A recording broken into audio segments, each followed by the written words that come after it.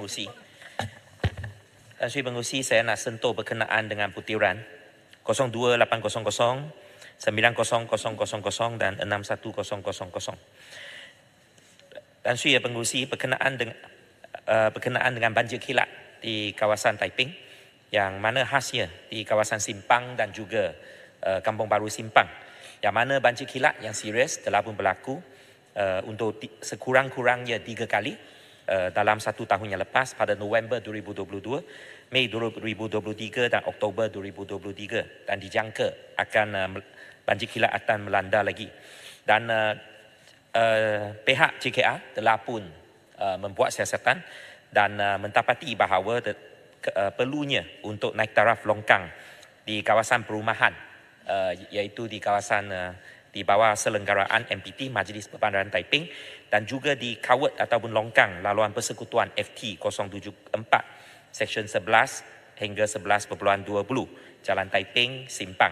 Dan keseluruhan naik taraf tersebut bagi segmen JKR ataupun KKR adalah sebanyak 2 juta ringgit, dan permohonan telah pun sampai ke pihak JKR tetapi sejak bulan Januari tahun ini, dan kita berharap bahawa isu ini dapat diselesaikan dalam peruntukan bajet bagi kali ini di bawah tajuk-tajuk ataupun putiran yang telah pun saya sebutkan tadi. Di bawah putiran yang sama juga, saya juga ingin memohon supaya penaiktarafan ataupun cadangan reconstruction dengan izin dan kerja berkaitan FT 074 Seksyen 1.30 hingga 2.00 Jalan Kuala Sepatang Taiping, dan ini merupakan suatu kawasan yang mana mengalami tanah ataupun jalan yang mentak, dan seperti yang kesemua sekian maklum, Kuala Sepatang merupakan tempat tarikan belancongan dan adalah amat penting bagi jalan-jalan di selenggara ataupun naik taraf dengan baik. Dan jumlah peruntukan yang dipohon sebelum ini adalah sebanyak 1.1 juta ringgit. Dan ketiga, di bawah putiran 02800 dan 90000 juga berkenaan dengan pembaikan Maxwell Hill ataupun Bukit Larut. Bukit Larut merupakan kebanggaan ataupun pride of Taiping dengan izin, yang mana ia dinamakan sebenar resident British William George Maxwell pada tahun 1880. Ia merupakan tempat berehat pegawai-pegawai British pada masa dahulu, dan jalan peturap telah pun dibuat semasa jajahan Jepun.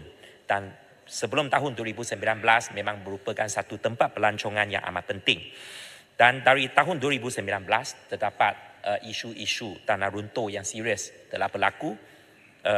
Beberapa kali tanah runtuh telah berlaku, dan saya ucapkan terima kasih kepada KKR di peringkat persekutuan dan JKR di peringkat negeri yang telah pun memberikan peruntukan 19.629 juta sejak tahun 2019 untuk membaik pulih cerun-cerun dan juga membaik pulih tapak ataupun lokasi tanah runtuh, termasuk di Seksyen 1.3, 1.4 dan sebagainya. Saya difahamkan bahawa projek yang terakhir akan disiapkan pada 31 hari bulan Mei 2025, dan pada masa yang sama pihak KPKT dan juga pihak Pusat Khidmat Ahli Parlimen Taiping telah pun memperuntukkan 1 juta ringgit untuk membaik pulih prasarana ataupun banglo dan juga landscape di kawasan Maxwell Hill. Dan apa yang penting adalah sekarang bagaimanakah pihak JKR dan juga KKR dapat membantu kita dalam menyelenggarakan jalan-jalan ataupun untuk mengurangkan masalah tanah runtuh yang kian berlaku ini. Dan sebagai langkah-langkah pencegahan, telah pun dicadangkan sebelum ini, Maxwell Hill ataupun Bukit Larut hendaklah dilengkapi dengan instrumen pemantauan permukaan dan bawah permukaan cerun serta stesen dolok hujan secara real time. Dan bagi permukaan cerun pula, equipment yang digunakan adalah wireless tilt sensor, dan bawah permukaan tanah adalah perlu digunakan inclinometer, dan jumlah peruntukan yang perlu yang kita pohon adalah sebanyak dari lingkungan 1.1 juta hingga 1.6 juta. Dan saya percaya bahawa tindakan ini dapat mencegah ataupun memastikan kelangsungan Maxwell Hill dan juga untuk memastikan dan menjamin keselamatan mereka yang naik ke Maxwell Hill. Dan juga ini merupakan sesuatu tindakan yang amat penting, langkah yang amat penting bagi untuk memulihkan, untuk mengembalikan Maxwell Hill ke zaman kegemilangan kita.